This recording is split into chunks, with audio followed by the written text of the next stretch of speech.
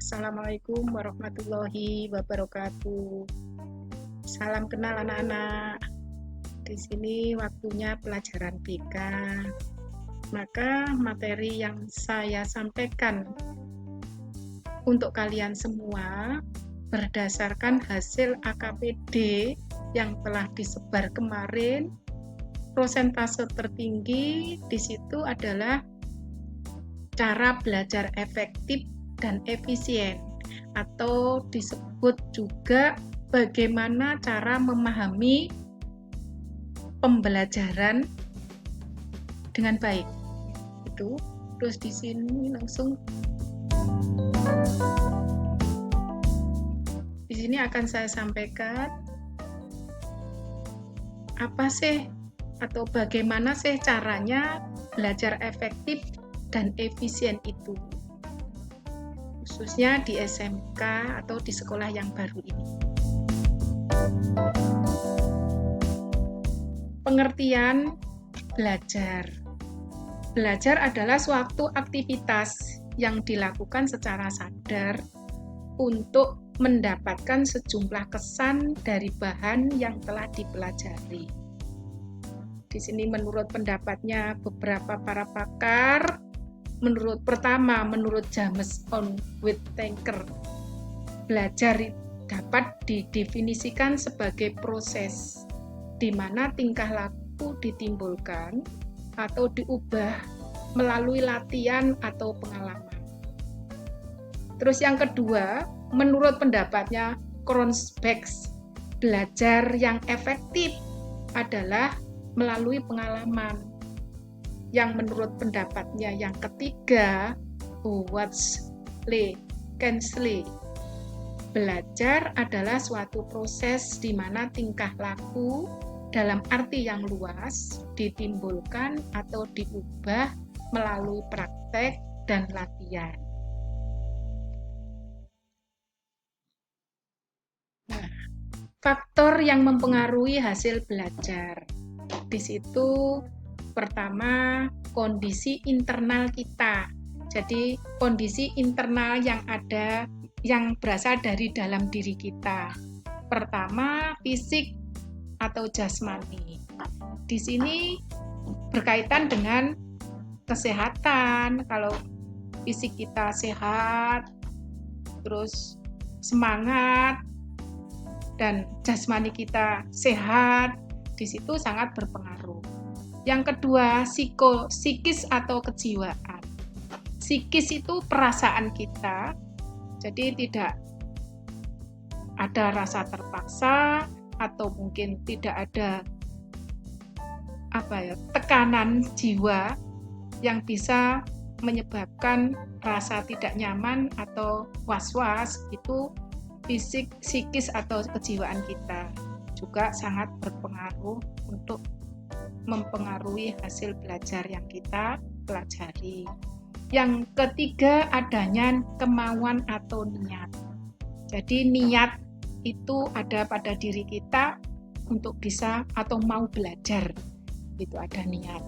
Yang keempat, di situ adalah kecerdasan atau IQ quotient. Nah, di situ memang setiap orang mempunyai kecerdasan yang beda-beda.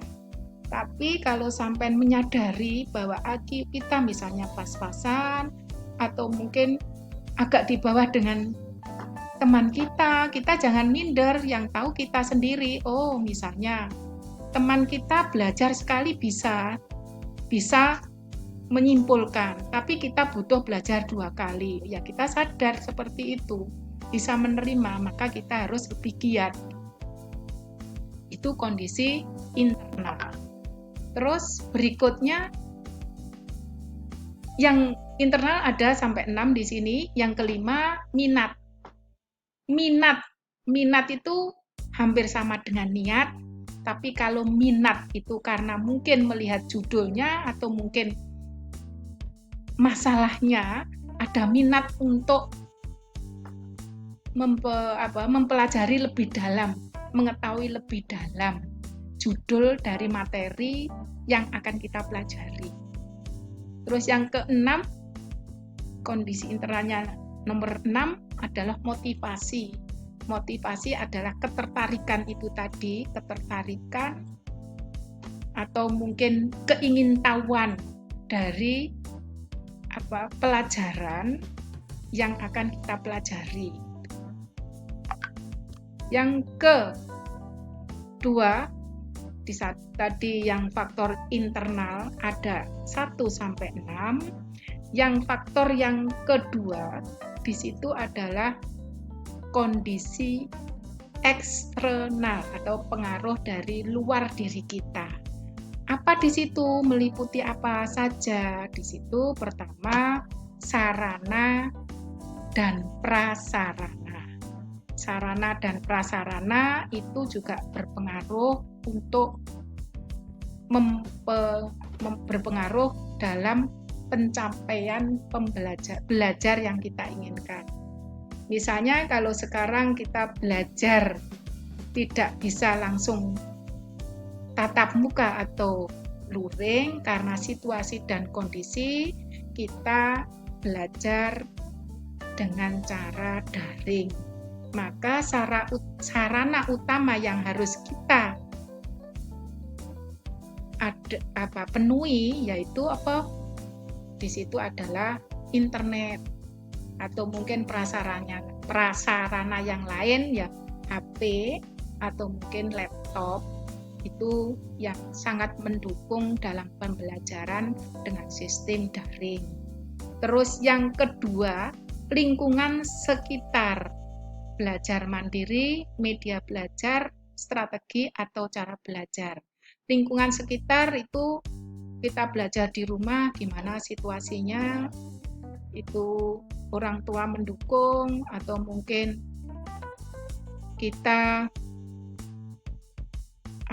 perlu istilahnya situasi yang sangat tenang, itu kalau didukung dengan lingkungan sekitar itu akan lebih efektif.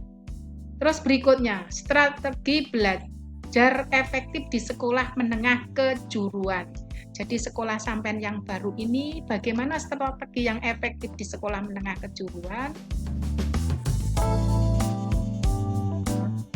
Nah, di sini ada pertama, belajar secara efektif untuk pelajaran yang berbasis teoritis. Maka ada hal-hal yang perlu kamu perhatikan.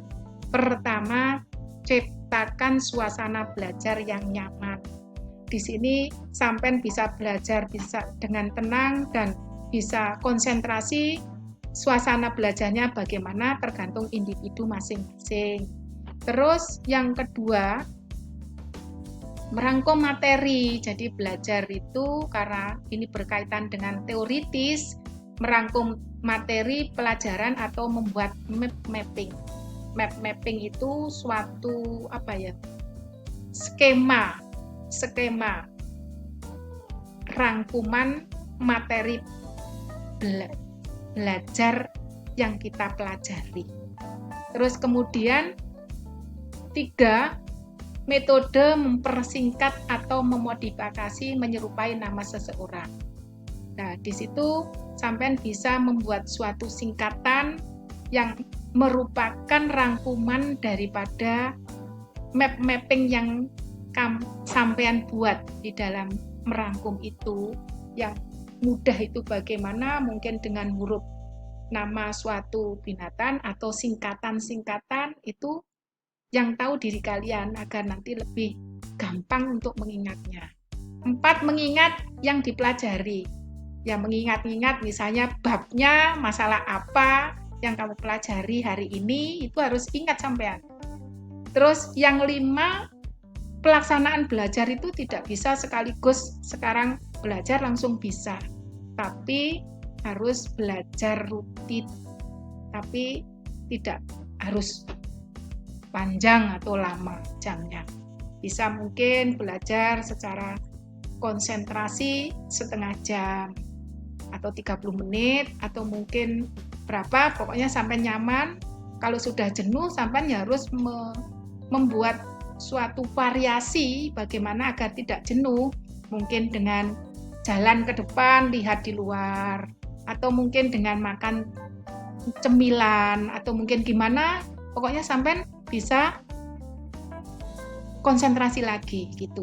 Belajar itu harus dilakukan secara rutin seperti itu secara teoritis. Terus yang kedua, cara belajar efektif untuk pelajaran yang berbasis matematik atau eksak. Tadi berdasarkan teoritis, sekarang berdasarkan eksak. Piye carane? Di situ hampir sama di situ. Pertama, ciptakan suasana belajar yang nyaman, merangkum materi pelajaran atau membuat mapping peta konsep yang kita pelajari. Terus belajar dengan memahami, bukan menghafal. Kalau yang sifatnya eksak itu tidak perlu dihafal dulu, tapi dipahami, kemudian otomatis nanti bisa hafal. Itu yang eksak. Matematika, fisika, atau mungkin akuntansi itu eksak dan teoritis itu. Jadi itu gabungan.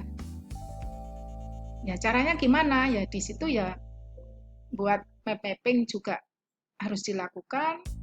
Ya kita selain memahami juga menghafal kalau itu akuntansi. Terus yang berikutnya belajar dengan praktek. Jadi yang eksak itu tidak hanya dihafalkan rumusnya saja, tapi harus langsung bisa diterapkan dalam praktek, mengambil contoh soal yang sesuai dengan materi yang kita pelajari, misalnya matematika membahas tentang logaritma, di situ kita ambil contoh setelah dijelaskan dan kita pelajari, kita ambil contoh untuk mempraktekkan mengerjakan soalnya itu. Terus yang berikutnya belajar secara berkelompok. Jadi kalau eksak itu nanti kalau berkelompok kita bisa berkolaborasi.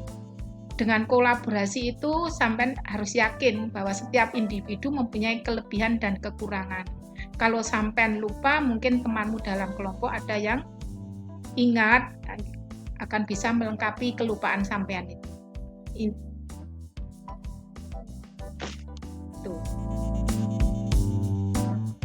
Terus, cara belajar efektif untuk pelajaran di SMK yang dipraktikumkan. Di situ yang berupa kerjasama itu ya. Di situ pertama pahami teori untuk setiap mata pelajaran yang dipraktekkan. Kedua, buat peta pikiran atau mapping sama dengan tadi. Tiga, memperhatikan setiap instruksi dari guru atau instruktur praktikum dengan benar. Di situ karena bedanya kalau kita dalam bentuk work map dan bentuk kerjasama atau itu ya. Terus yang keempat, pelajari pahami betul setiap arahan dari instruktur. Di sini ada gambar. Gambar itu apa yang dapat kita pikirkan, ada berbagai macam tafsiran yang dapat kita berikan dengan melihat gambar itu. Misalnya ini saling bekerja sama, saling mengerjakan, atau mungkin ini mendengarkan apa yang dijelaskan oleh temannya, itu kerja kelompok itu tadi. Jadilah pembelajar sepanjang hayat. Jadi belajar itu tidak hanya di sekolah, tapi belajar selama hidup.